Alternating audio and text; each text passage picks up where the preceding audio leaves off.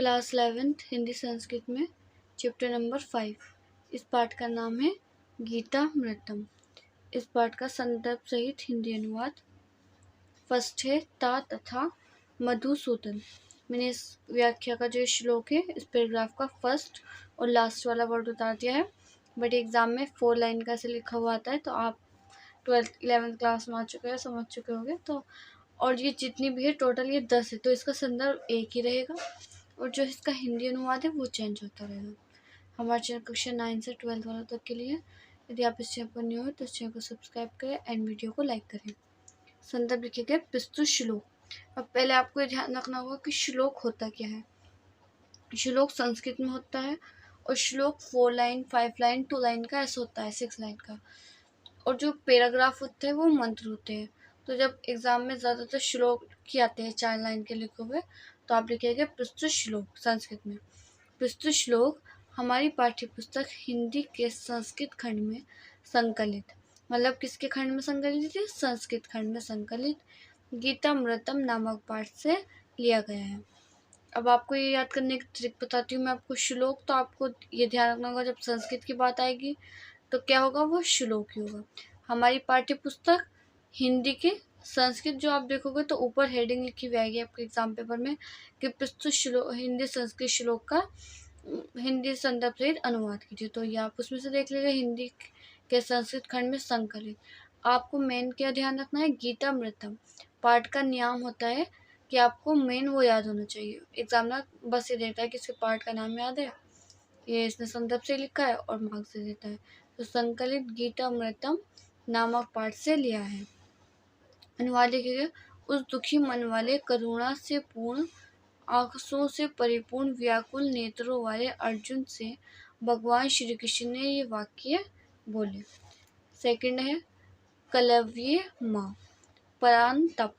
ध्यान रखना इसका संदर्भ पहले वाला का संदर्भ भी इसका संदर्भ होगा। पूर्वत में लिखा, क्या लिखेगा इसका संदर्भ में भी आप ये लिखेंगे प्रस्तुत श्लोक हमारी पाठ्य पुस्तक हिंदी के संस्कृत खंड में संकलित गीतामृतम नामक पाठ से लिया है।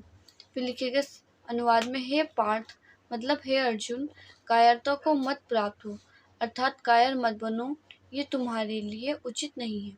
शत्रुओं को पीड़ा पहुंचाने वाले तुम हृदय की इस तुच्छ दुर्बलता को त्याग कर उठ खड़ा हो। नंबर 3 पर लिखेंगे अशोचानन वशोचशातु और पंडिता। संदर्भ में लिखेंगे इसका पूर्वक, पहले वाला संदर्भ इसका संदर्भ होगा। अनुवाद में लिखेंगे, हे अर्जुन तुम शोक न करने योग्य लोगों के लिए शोक कर रहे हो और बुद्धिमानों जैसी बात भी कर रहे हो, जबकि मेरे हुए और जीवितों के लिए पंडितन जनवेदांत व्यक्ति शोक नहीं करते हैं। नंबर 4 देहिनो डस्मिन यथा मुहाति। संदर्भ पूर्वक, पहले वाला संदर्भ भी इसका संदर्भ होगा। अनुवाद में लिखेगा, जैसे जीवात्मा को इस शरीर में कुमारावस्था, यौवन तथा बुढ़ापा प्राप्त होता है, वैसे ही दूसरा शरीर भी प्राप्त होता है। इसमें बुद्धिमान व्यक्ति मोहग्रस्त नहीं हो। तो आशय ये है कि जिस प्रकार व्यक्ति को कुमारी, यौवन और बुढ़ापे से किसी प्रकार का शोक नहीं होता है क्योंकि वे ये जानते हैं कि ये तो शरीर का धन है जो होगे ही, इससे जीवात्मा ना ही बदलती है, अतः शोक का कोई कारण नहीं है। नंबर 5 पर है ये एन व्यक्ति और ये हन्यन्ते। संदर्भ इसका पहले वाला संदर्भ भी इसका संदर्भ होगा। अनुवाद में लिखेगा, जो व्यक्ति इस आत्मा को मारने वाला समझता है तथा जो इसको मरा हुआ मानता है, वे दोनों ही नहीं जानते अर्थात अज्ञानी है, क्योंकि ये आत्मा ना तो मारता है और ना ही यह अमर है। वासांसी नोराट प्राणी देही। संदर्भ इसका पूर्वज, पहले वाला संदर्भ इसका संदर्भ होगा। अनुवाद, जैसे मनुष्य पुराने वस्त्रों को त्याग कर दूसरे नए वस्त्रों को ग्रहण करता है, वैसे ही जीवात्मा अपने पुराने शरीर को त्याग कर, किसको? अपने पुराने शरीर को, जीवात्मा को त्याग कर दूसरे नए शरीर को प्राप्त होता है। नंबर 7 पर है नयन और मारुत। लास्ट का वर्ड है। संदर्भ पहले वाला संदर्भ भी रहेगा इसका। बस आपको ध्यान में रखना कि ये गीतामृतम पाठ से लिया गया है और इसमें क्या क्या बातें हो रही हैं। अनुवाद इस आत्मा को शस्त्रादि नहीं काट सकते, इसको आग नहीं जला सकती, इसको जल नहीं गीला कर सकता है और इसको वायु नहीं सुखा सकती है। अर्थात किसी भी भौतिक पदार्थ से ये नष्ट नहीं किया जा सकता। नंबर 8 जात से शोचितु महर्षि। संदर्भ है इसका पूर्वत। पहले वाला संदर्भ भी इसका संदर्भ होगा। अनुवाद में लिखेंगे चूंकि जन्म लेने वाले की मृत्यु निश्चित है और मरने वाले का जन्म निश्चित है, इसलिए तुम्हें ऐसे विषय में सोच नहीं करना चाहिए जिसका कोई उपाय न हो। अर्थात जन्म मृत्यु के इस क्रम को कोई बदल नहीं सकता, तब फिर इसके विषय में शोक करने से क्या लाभ। नंबर